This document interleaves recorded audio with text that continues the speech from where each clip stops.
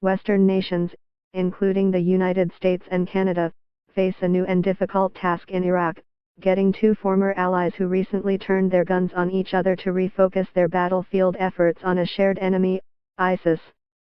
Iraqi security forces continue their campaign to restore Baghdad's full control over the contested region around the northern oil city of Kirkuk.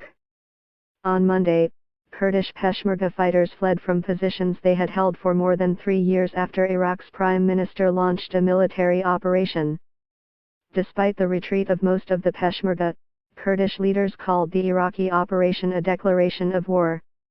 The Kurdish push for independence, and the Iraqi response, could complicate the push to drive the self-proclaimed Islamic State from the country. The anti-ISIS coalition has made major gains recently.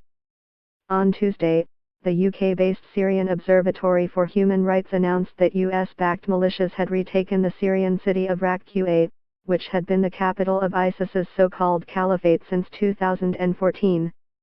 On Tuesday, Iraqi forces continued their drive to assert government control over oil fields northwest of Kirkuk, a day after the Iraqi flag replaced the Kurdish one high above administration buildings across the oil city. The U.S. has provided training and arms to both the Kurds and Iraq's security forces. The escalating conflict between the two former allies who fought together against ISIS offers a critical test of American influence in Iraq. "We don't like the fact that they're clashing. We're not taking sides," U.S. President Donald Trump said on Monday. "We've had for many years a very good relationship with the Kurds, as you know, and we've also been on the side of Iraq." A majority of Kurds backed independence in a non-binding referendum 3 weeks ago, in a vote that was dismissed by Iraq's government as unconstitutional. Iraqi Prime Minister Haider al-Abadi said the recent military assault was meant to impose security on the region. But the operation is also Baghdad's strongest move yet against the Kurdish separatist movement. Kirkuk, a contested city of about 1 million Kurds, Arabs and Turkmen, has long been desired by the Kurds as their capital, which has led some Kurds to call it the Kurdish Jerusalem.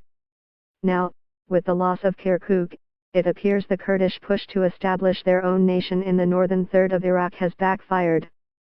The Kurdish regional government in Erbil, which controls a semi-autonomous region in northern Iraq, relies heavily on oil revenue to cover expenses, including food purchased from Iran and Turkey.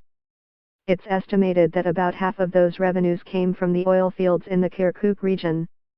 Iraq's Kurds have largely had good relations with their neighbors and Western nations, and have been viewed as a robust ally in battling ISIS.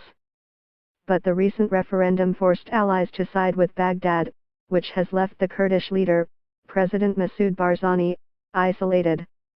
The U.S. condemned the September 25 independence vote, fearing it could lead to the breakup of Iraq.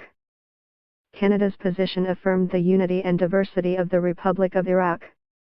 A statement from Global Affairs Canada went on to support Iraq's territorial integrity.